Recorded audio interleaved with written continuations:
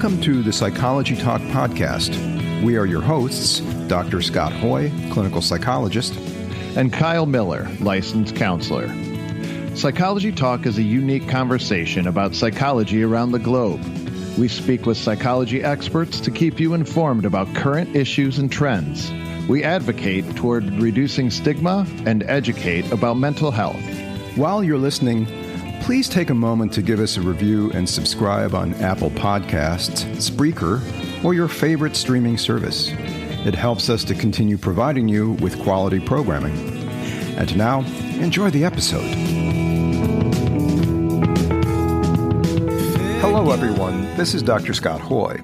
Today on the Psychology Talk podcast, my guest is David Niven. David held positions for many years in safeguarding children, working with many agencies, including Interpol.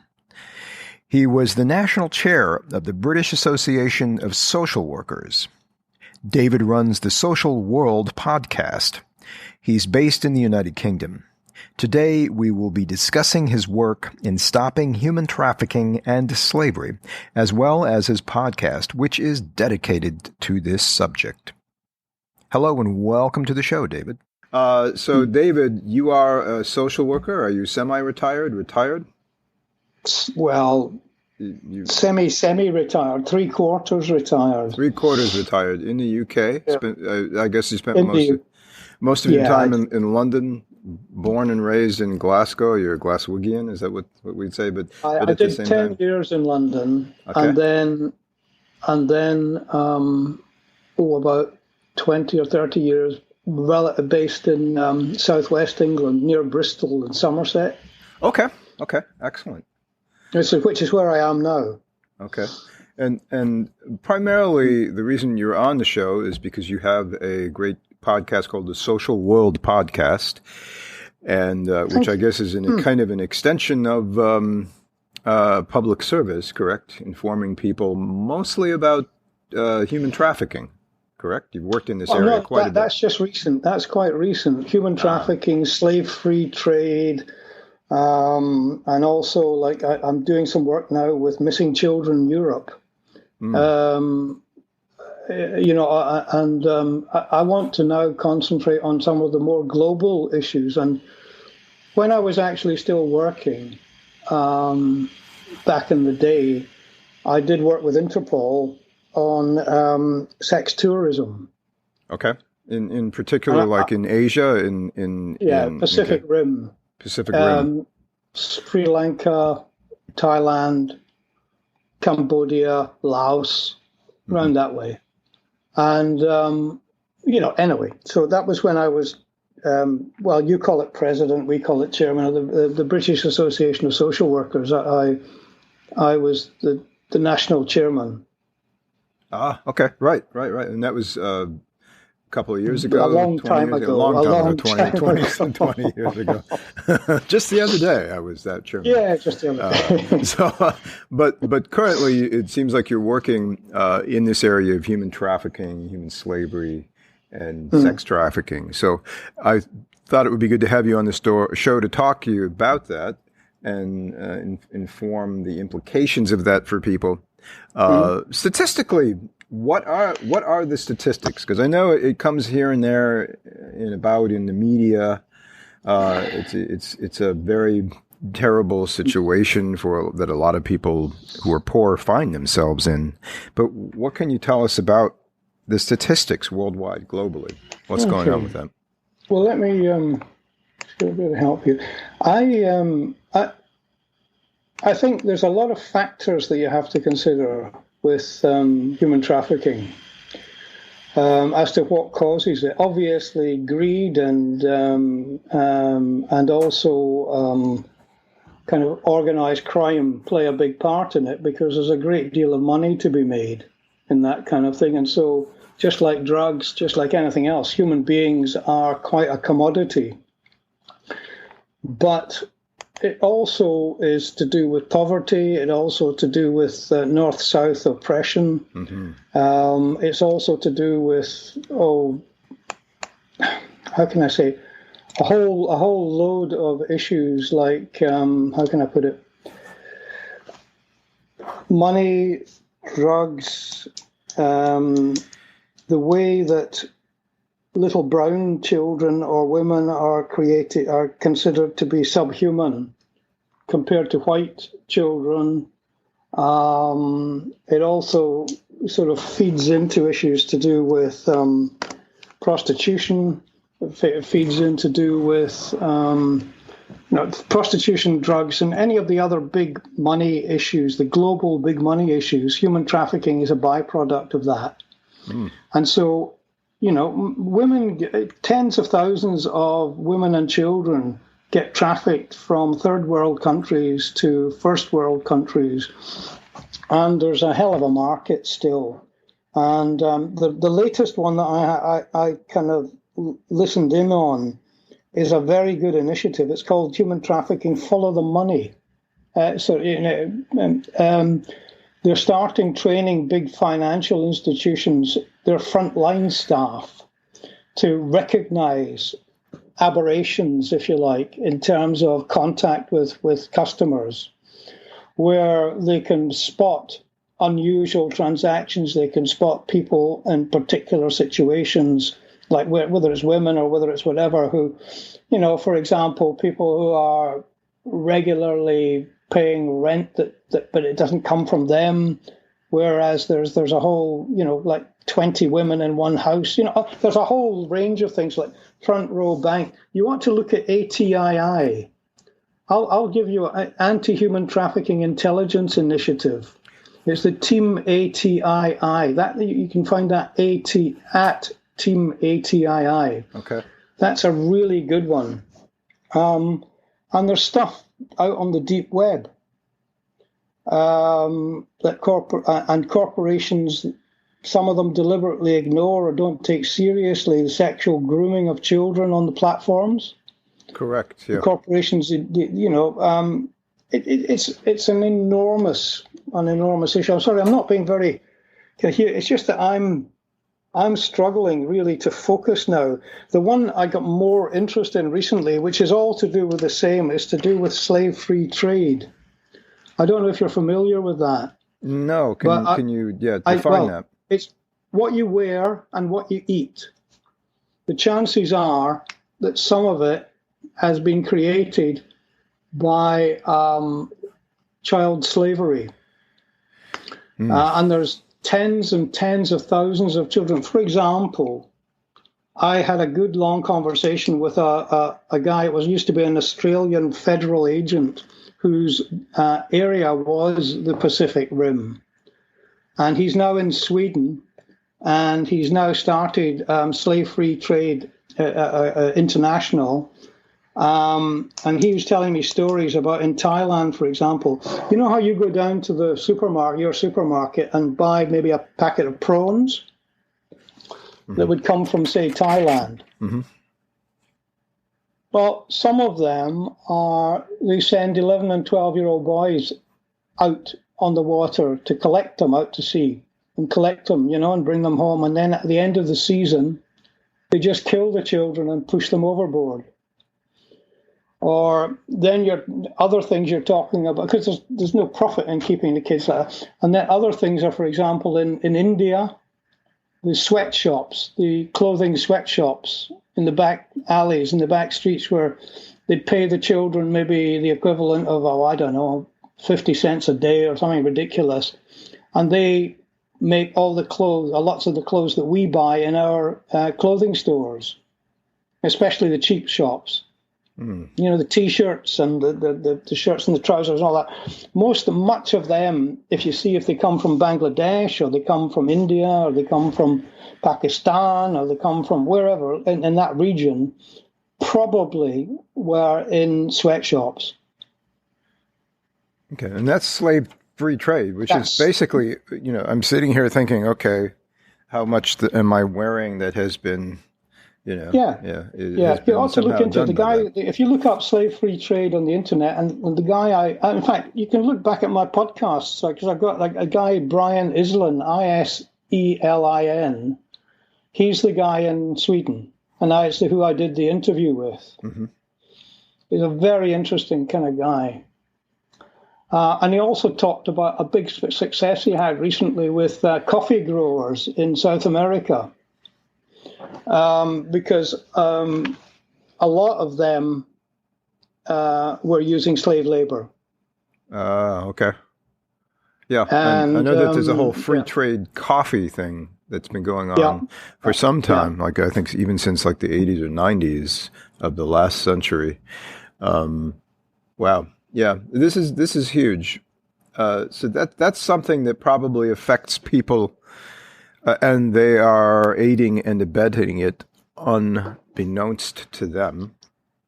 Absolutely. Globally, especially, I guess, in the more wealthy countries or in wealthy regions of all countries.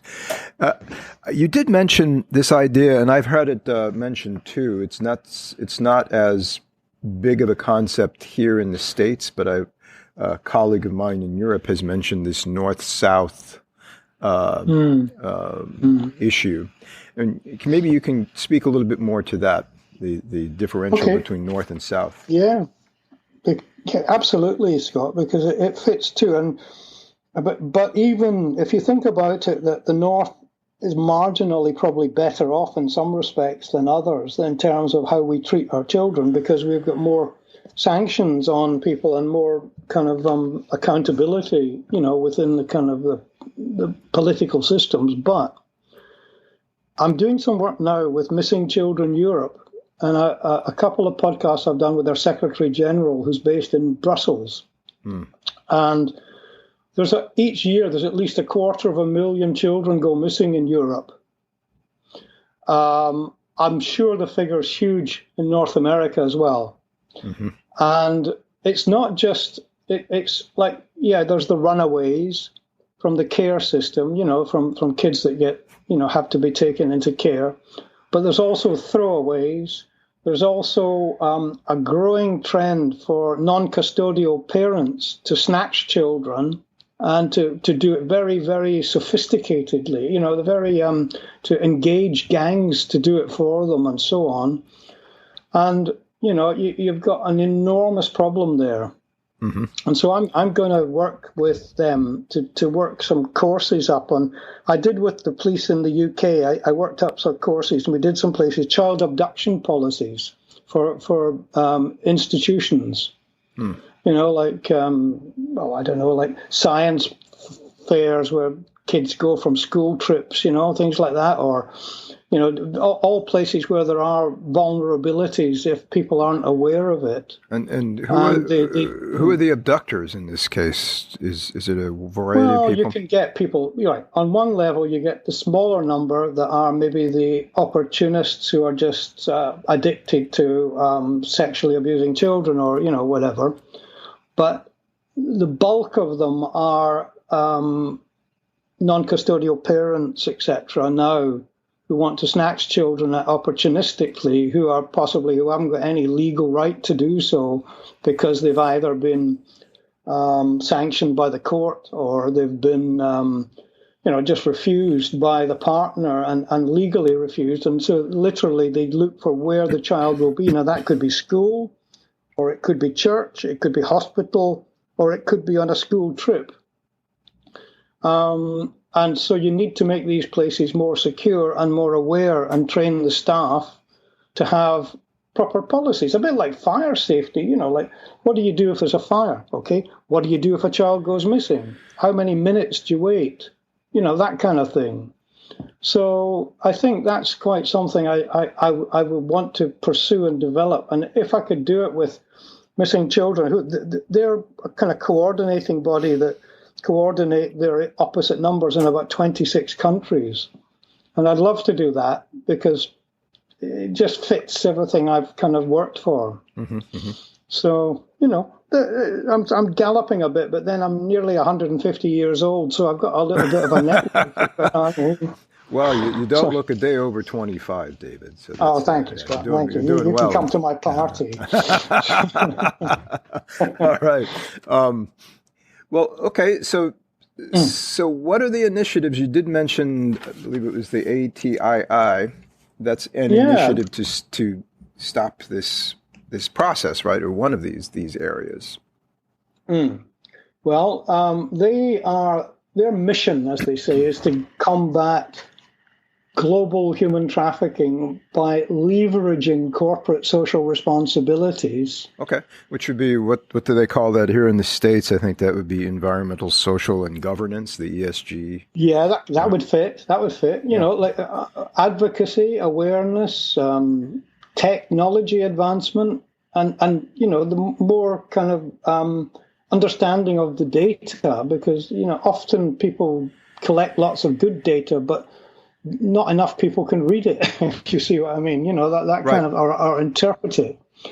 And then they work very closely with law enforcement as well. And I've done several podcasts with American law enforcement. Mm-hmm. There's one I did not long ago with the head of that division in Wisconsin. Okay. And you can find that on my podcasts as well. Absolutely. His name's Matt Joy. Mm-hmm. You know, I'm just saying. I think if you are interested, which I'm glad you are, you can find lots of stuff on my podcasts that I might have forgotten. Okay, it's in. I took a look at it. It looks like you're in the hundreds now. Huh? You've had quite a few guests on. I've got about 120 programs I've got in there. So, that's quite good. I think statistically, most people, when they start a podcast, 7 is the mean number before they give up the ghost. Yeah, a lot of times. But I think the passion needs to be there. Well, you'll enjoy the psychology of it, actually, because after all these years, it's very heavy stuff. And, you know, I was thinking, God, is this going to define me? So I started a second podcast only a few months ago, mm-hmm. on poetry. On poetry? Yeah. Oh, okay. It's the total antithesis of this other stuff, you know? Well, you have to be well-rounded. Yeah. Poetry is it is the staff of life, you might say. Yeah. And poetry, the arts. If you're interested, have a look at that, because I've just downloaded 3 prize-winning poets from my part of the world. It's called Bard Window, BARD Window, .com. Ah, okay. Well, definitely. We'll put a link to that as well. Yeah, but that's not for today. I appreciate that. Yeah. Yeah. But, but the human trafficking thing, can I read you this for the human trafficking thing? Because I'll send it to you if you like. Sure. It says, it's to disrupt the operations, the economics, and the anonymity of human trafficking at source. Mm-hmm. By partnering with the economic gatekeepers, that's the ones I was describing to you, mm-hmm. such as financial institutions and corporations. If we do that, we can cumulatively intervene in criminal access to financial markets and inhibit their ability for traffickers to exploit the vulnerabilities in society. Right. So they aspire to pioneer necessary change in the approach to trafficking prevention, detecting, reporting, and collaboration, you know? Okay. So, and that's all on the ATII thing, and you know, I think that would be a good read for you if you're interested. Yeah, we'll definitely look at that. We'll put a link to that as well. Who do you have coming up, or maybe some highlights for your podcast that you could... Well, at the moment, he's playing a bit slippery with me, but I want the Secretary of State for Education on board. I want to get the minister on, like, mm-hmm. or cabinet member. I did a few years ago. I did his predecessor, but he's being a bit slippery at the moment, so I'm not sure. But I also sort of deviate a little bit and sometimes do smaller charities, mm-hmm. Who I believe in. Like one of the last ones I did was with the chief executive of Action for ME. Mm-hmm. If you're familiar with ME,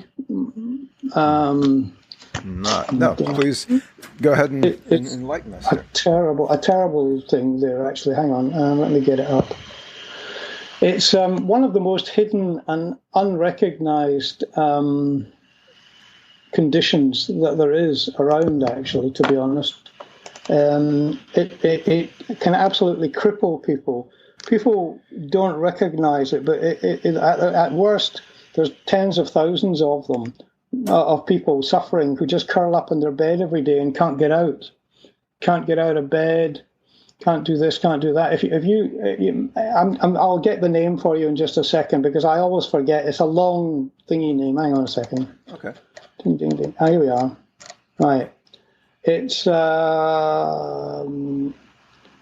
Myalgic Encephalomyelitis. So it has to do with a pain that's brain derived?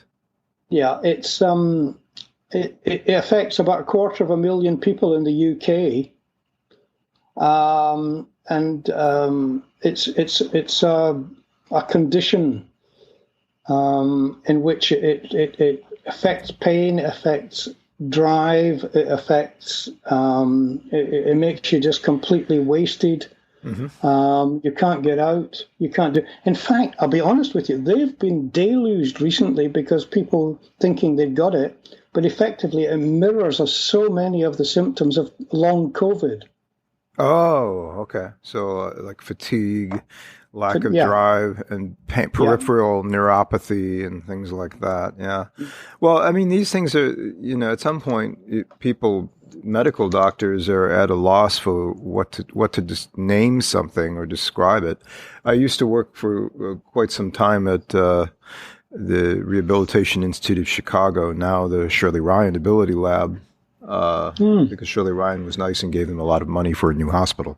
But I worked in their pain management center, and it's one of the top pain management, if not the top pain management integrative treatment centers.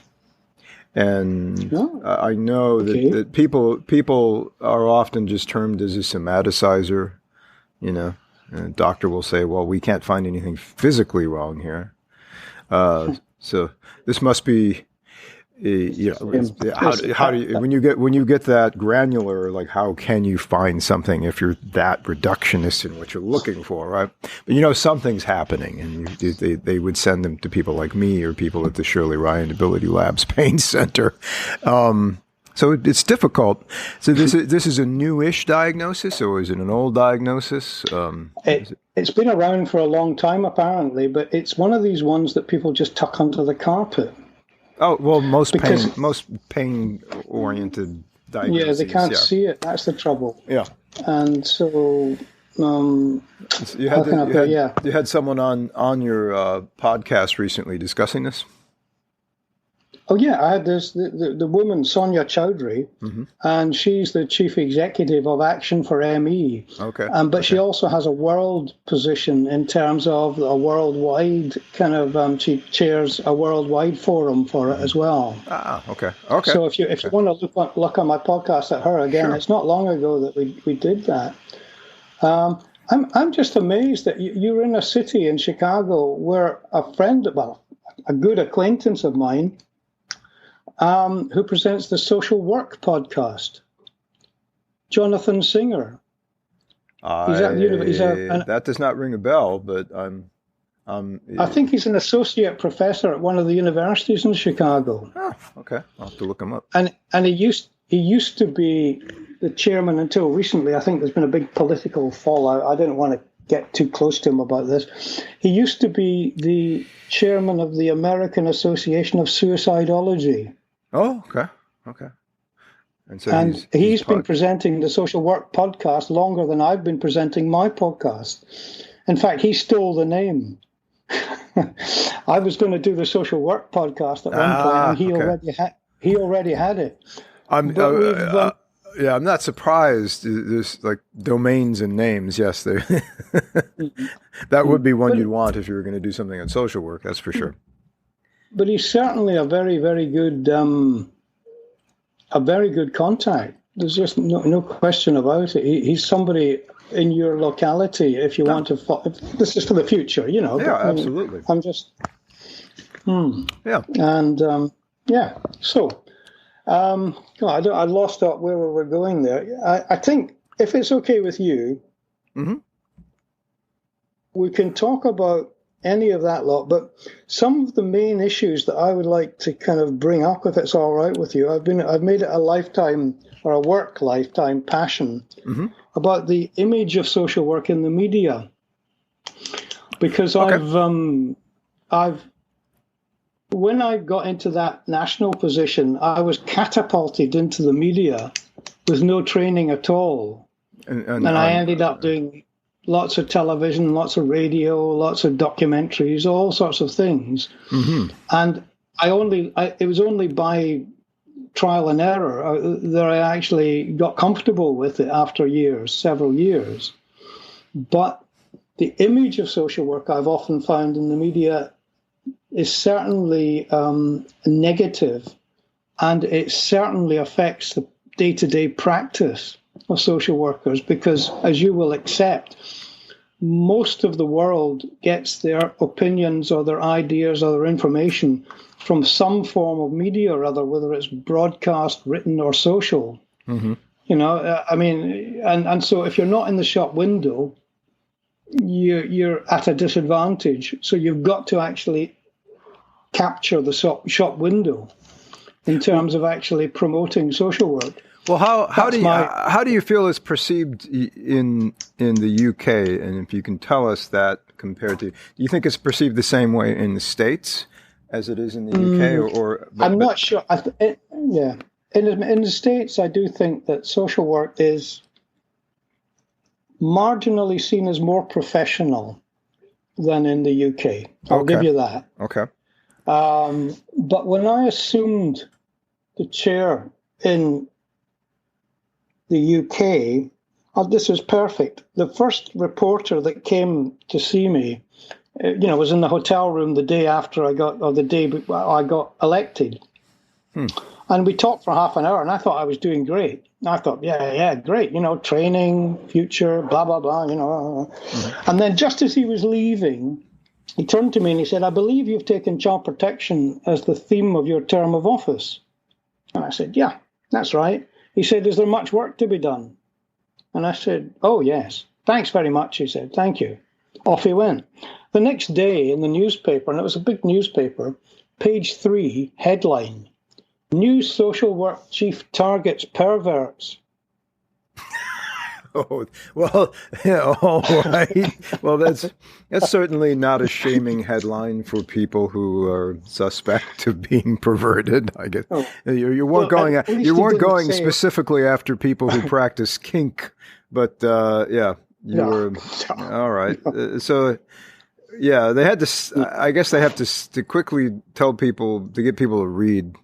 Headlines are kind of have to be grabbing like that, but yeah. So I've never seen a headline, Scott. I've never seen a headline that says social worker does good job. No, well, that wouldn't probably sell. But I mean, no matter the so-called two-party system here, no matter who's in office now, the media is has to sell, and it's all based on clickbait. So if it's a Republican or a supposed conservative, whatever that means in the States now, or a Democrat and a supposed liberal, they're going to trash who's ever in the office so they can sell papers, and it's gotten worse because it's all clickbait. You're not just, and the competition's notoriously shifted to the internet. So I think it's very confusing in America at the moment. It seems, I suppose, that's how it seems from here. It seems quite confusing at the moment. I'm not quite sure what's coming up. I think we've become deconstructed as a society in a lot of ways. We don't know what's going on. And I think people are just kind of fed up with that. I hope people kind of, from my perspective, just become more reasonable and talk with each other rather than hang out and get upset about things. But that has a lot of economic issues here. I think that that working class people have been ripped off by the shareholders class, and they know it. So people are struggling. People were complaining. When I was working in the States, people were always at the time. People were complaining about Nixon. He was about to be disgraced. And I hope it's nothing as bad as, well, it might be. I don't know. I don't know. I don't. Anyway, back to the social work. Like, perception of social work is that you're a waste of tax money. You're a waste of the average person's dollars. Is it? We kill children. We kill children. We snatch children from their parents unnecessarily, or alternatively, we don't snatch children and let them get hurt. So it's one or the other. It's like you can't win. But what my point has always been is that if we had better local media and just practitioners talking about success stories, of which loads happen, tomorrow morning when the social worker goes out on a new case where there's been an allegation of a family, say, hurting a child or something like that, to get them on the doorstep, if there had been in the previous weeks, months, whatever, local news reporting of successes of social work, then they would get over the doorstep much easier. It would be and form the trust that's crucial to the practice of social work. Okay. And so my point is, get more local good news. Tell people about, but the trouble is here, local authorities are the main employers of social workers, and they get thoroughly confused between confidentiality and secrecy. And so they don't let people talk.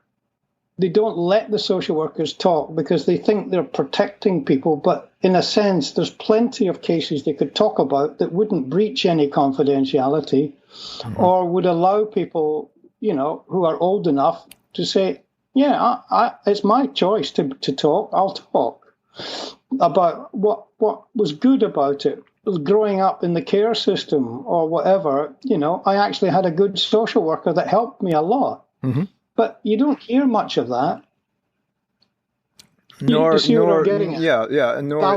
there's a lot of, I do know some social workers who volunteer, and even those who don't volunteer, they put a lot of extra hours in. If you're working at a clinic or you're working for what here in Illinois is called the DCFS, Department of Child and Family Welfare Services, which is the part of the government you don't want involved with your family. There is this like fear of the DCFS swooping in and taking your children, especially in lower income families. Yeah, that can be very much.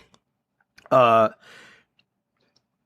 it is still a necessary part of the system, and there is a lot of good. I do know a lot of good that gets done from folks who work in that area of social work. But that's not the only thing the social workers do.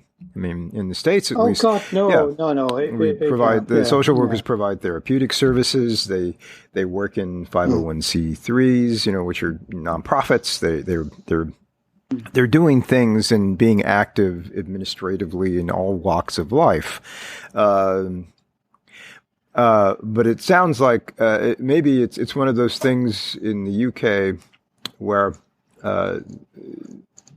it's more of a boogeyman situation, or is it considered a dirty hands job rather than a clean hands job? I mean, what? No. It's better now. I mean, we've only really been organized as a profession properly. It's been all disparate parts before since about 1970. So, the British Association of Social Workers formed in 1970. Before that, it was things like there was people working on the psychiatric side, people working in hospitals, people working with children, people working with there's all these different pockets of work. Right. But it's been more, and it's far more professional training now. It's all like 4 years university based. The whole thing is much more standardized and monitored and professional. But I don't know if you noticed on my background, I'm now, and for a few years, I've been a member of the International Advisory Panel of the Global Institute of Social Work. Oh, okay. Okay. And that's my my chair of that, the chair of the board, is a professor of social work in Singapore. And we've got lots of people throughout the States in the board. And the funny thing is, if you look up the.gisw.org, which is the site of the thing, and you look up the About Us, and it comes to a drop-down menu, our board, you'll see everybody on it has got like an alphabet after their name. And lots of American professors and God knows who else, And then it comes down to David Niven, podcaster, and this thing. It's quite funny, actually. Ah, okay. But it's a way to break into international societies now by being a podcaster, obviously. But you put your. But I like it. It's a good thing to do. Social work, and I've just done one with a professor Johnson in. Johnson Wang, he's a Chinese professor, and he teaches social work in China, and he loves being in China. I mean, and I said, well, where do you live? And he says, well, I live in a little city, only about a couple of million people, just outside of Macau. And and that's that's him, and he flits between there and Hong Kong, where they've got a joint institute. So, and he teaches social workers to be frontline responders for tsunamis, earthquakes, etc. Oh, okay. And has done so for about 15 or 20 years. It's a very good. I want to take his program to the West. Okay. Yeah. So it's good. Yeah. But again, you can see him in podcast 122, back social work in China. Oh, okay. Okay. When I took a delegation from the British Association of Social Workers to Sri Lanka many years ago, but it's still the same problem in many places today. It was the first international conference. It was the International Federation of Social Workers, and it was the first international conference they'd done in 11 years because the war was still going on with the Tamils. I mean, the hotel we were in had barbed wire, machine gun bunkers outside it and everything. It was all very dramatic, And however, in London, I had done a lot of work with a guy called Mike Hames, who was in charge of the Scotland Yard, the paedophile unit at Scotland Yard. And he also chaired the Interpol group on the offences against minors, which was a kind of 80-country strong thing that met every 6 months, the senior police officers. Anyway, he asked if I would talk to the Sri Lankans when I went out there. And so I did. It was a fascinating thing. They came to our hotel with a big black car and motorcycle outriders and God knows. The people thought I was being arrested. But anyway, they took me to the old, because it used to be Ceylon, of course, under British rule, Sri Lanka. Right. And they took me to the Colombo Officers Club, and which was full of, deep pile carpets and wall-to-wall Filipino servants and the whole thing. It was all very dark furniture, the whole thing. Then we went into this kind of lecture theatre, a very small banked lecture theatre in Colombo. And the chief of police was there, along with many of his superintendents, sat along there. And I was in the one seat at the front on the floor part, facing them, and they were above me. But in front of me, there was a table full of about 20 little dishes of tapas, different type things, with the forks pointed towards my chair. Anyway, I politely ate a few things and we chit-chatted, and then they clapped their hands, and the superintendents had their wives with them, and they left immediately. And then the chief of police said to me, and I kid you not, he turned to me and the first thing he said was, "Well, Mr. Niven, we have a problem, as you know, with sex tourism, men from the West coming here to abuse our children. What should we do?" And of course, you think, well, tell them the truth, which essentially is, look, I'm not sure if you think I've got more influence than I really have here, or go for it. So I went for it. And I told them what I thought Sri Lanka should do, which essentially was what Thailand did for heroin trafficking. Essentially make huge, great international examples of people, to deter them from coming. Because, it really was bad then. I used to walk along the beach in Colombo, and within 2 minutes I was offered children aged under 5 for the price of a pint of beer. It was that, it was quite dreadful. It's horrible. So I said, look, this is what you should do. And they took it on board, we went away, and I found out not long afterwards that at Colombo Airport, I think it's gone now, but this is about 15, 20 years ago, but at Colombo Airport, they put the biggest sign I think anybody's ever seen, what do you call it? Like kind of advertising, huge, great thing. Right. That Billboard, yeah. Billboard, yeah. Welcome to Sri Lanka. If you abuse our children, we guarantee you at least 20 years in horror class accommodation.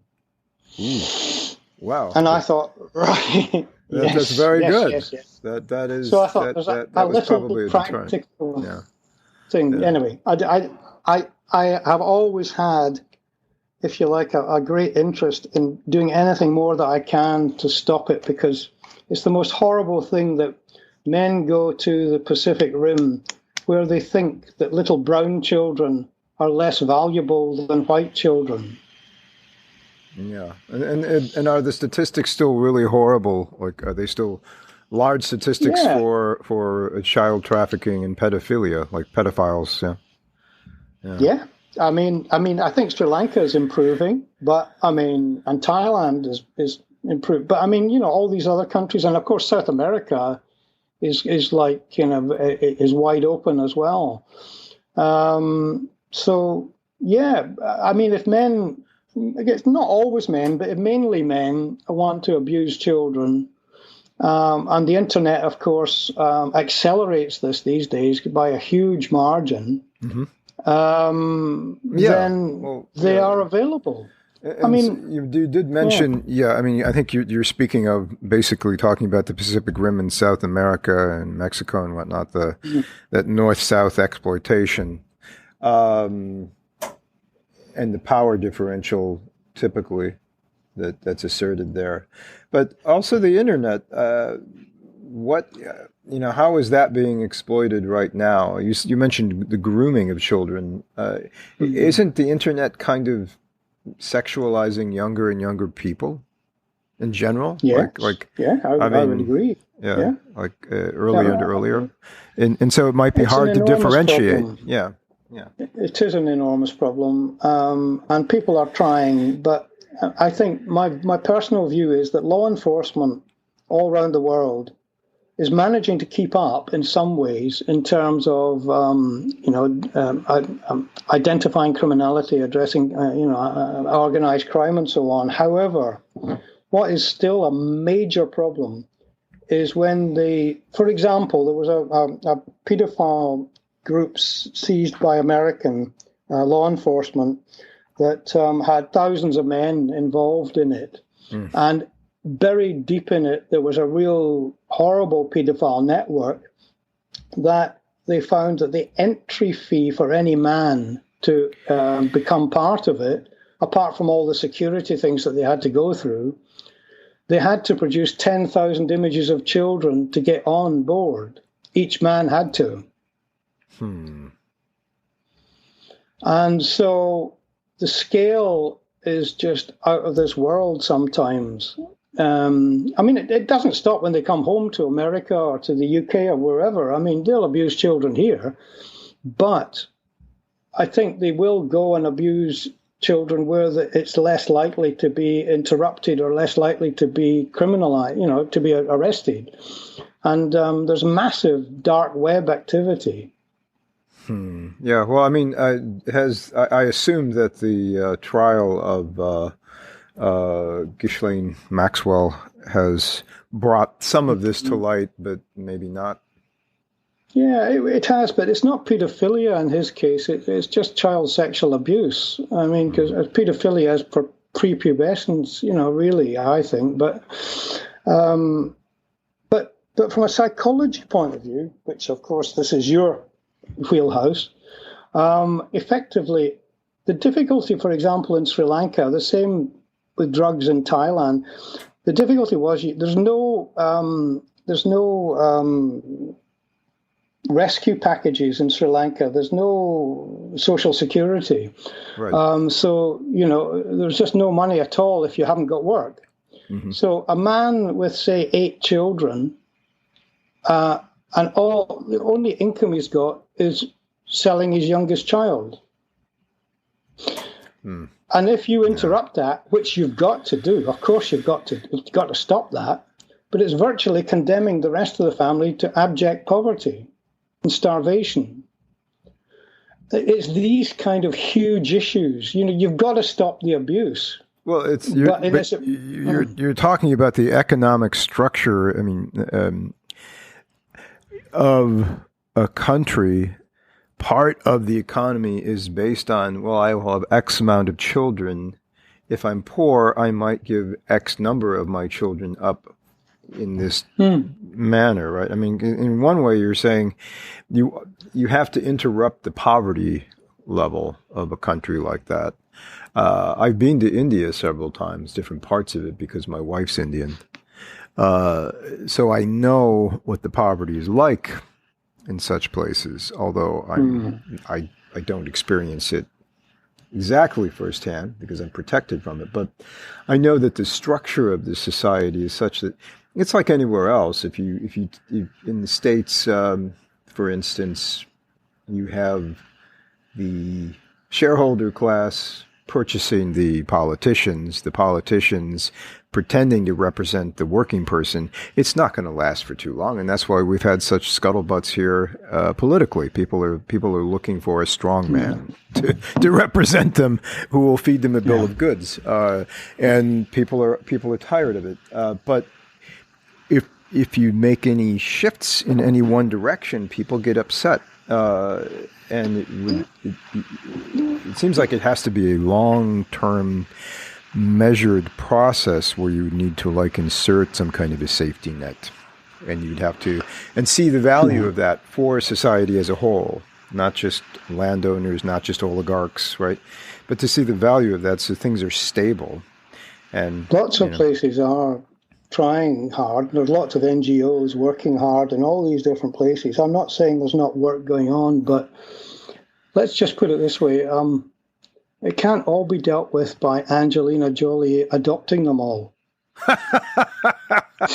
Well, I not to pick on Angelina or Bradgelina or whomever, right? Yes, you are right. You could not adopt all of them. Right? It's not possible. There has to be something else behind it. And it has to be, I think it has to go beyond just celebrities talking about it and raising issues. Although it's grand that if somebody has the time and the passion and the moral inclination to do so, and they have some kind of a platform to do it. But yeah, it has to be.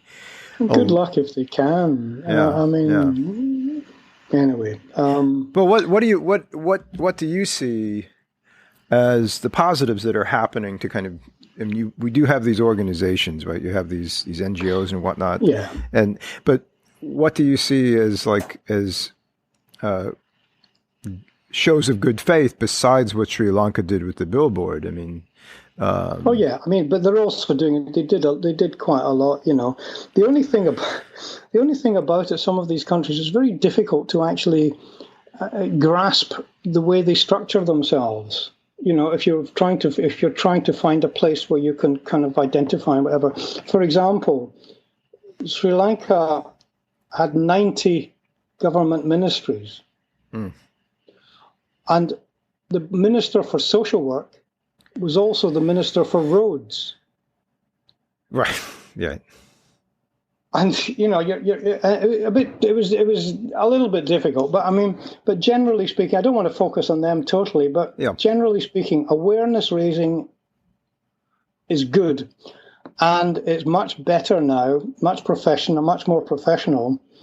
But the other issues we mentioned, whether it's human trafficking, whether it's slave-free trade, whether it's children being abducted, whether it's sex tourism or whatever. Right. They're all still huge, and they're all still relevant because we live in a society where the strong prey on the vulnerable. There's just no two ways about it. And there's hundreds of thousands, and I'm not kidding with the numbers, of children being abused every day in the world. Mm-hmm. I mean, millions, I would say. Some people, I don't want to get too kind of hyperbolic about it, but it really is a huge, huge issue. Well, it's a huge issue because I assume when you're talking about these pedophilia rings, those are children before the age of 7. And as we all know, attachment forms at 24 months.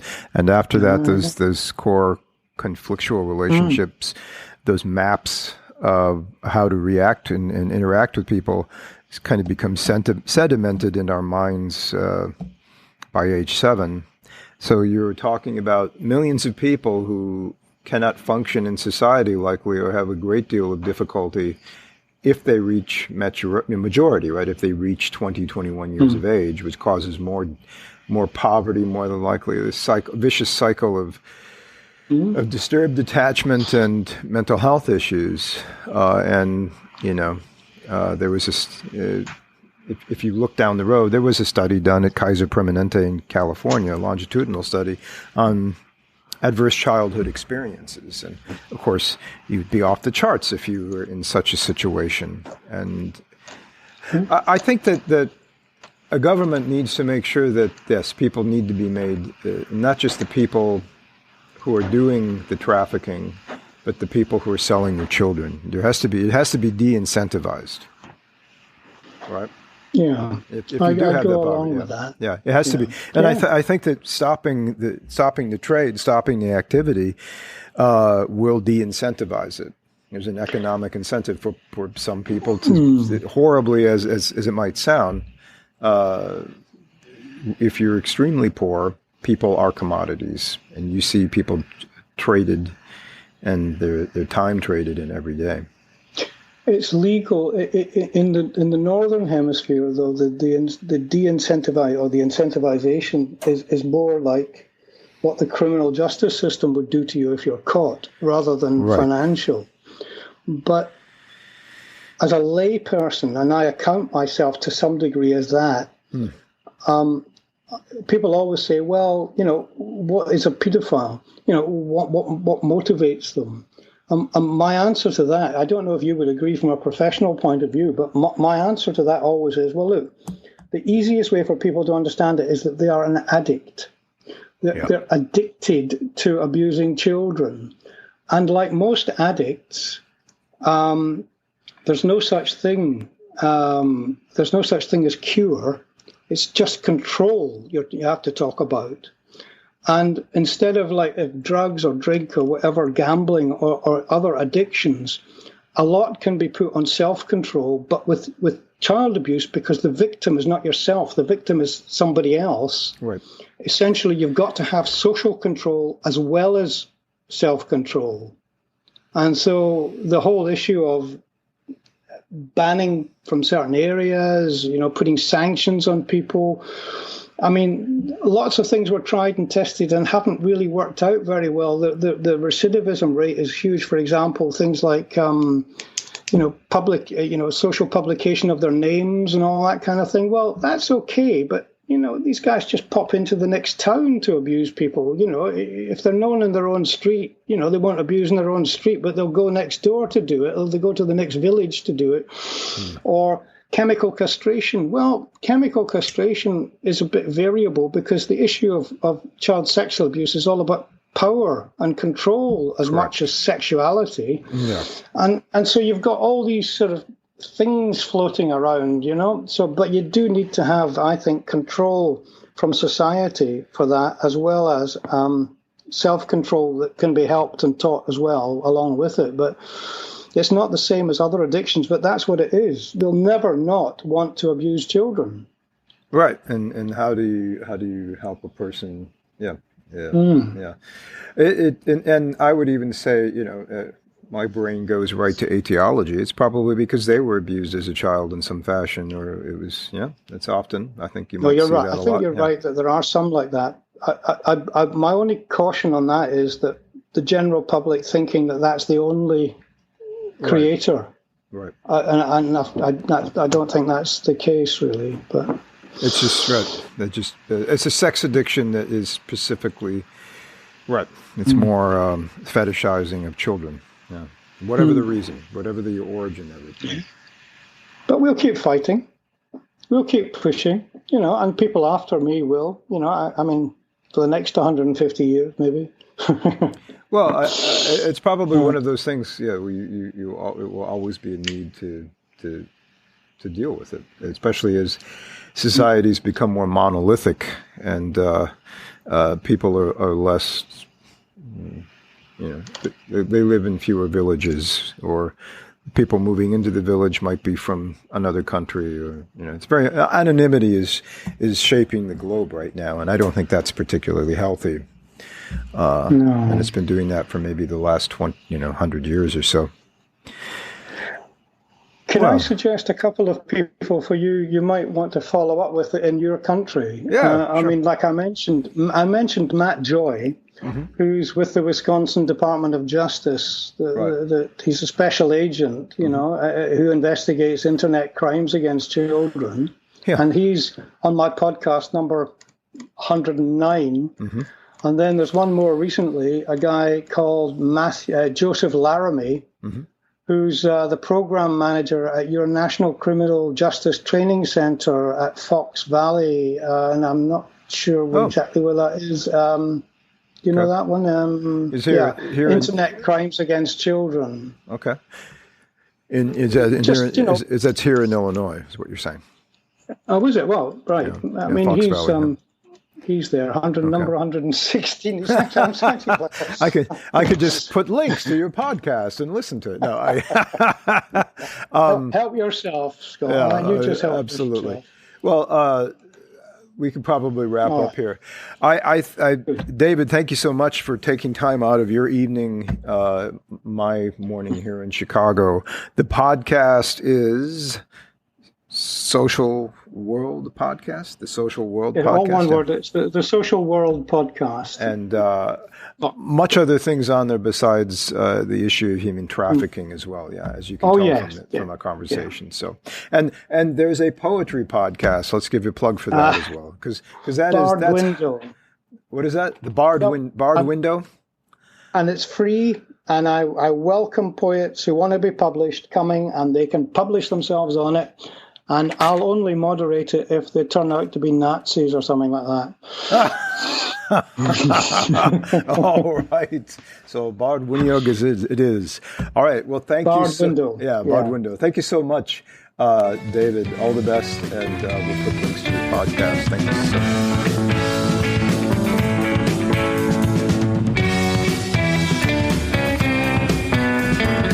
Thank you for listening to the Psychology Talk podcast. This podcast is intended for informative and entertainment purposes only. If you need a mental health professional, please seek one out. All material, copyright, the Psychology Talk podcast. Music is provided by the oddly Italianate named band Serenati? Ciao.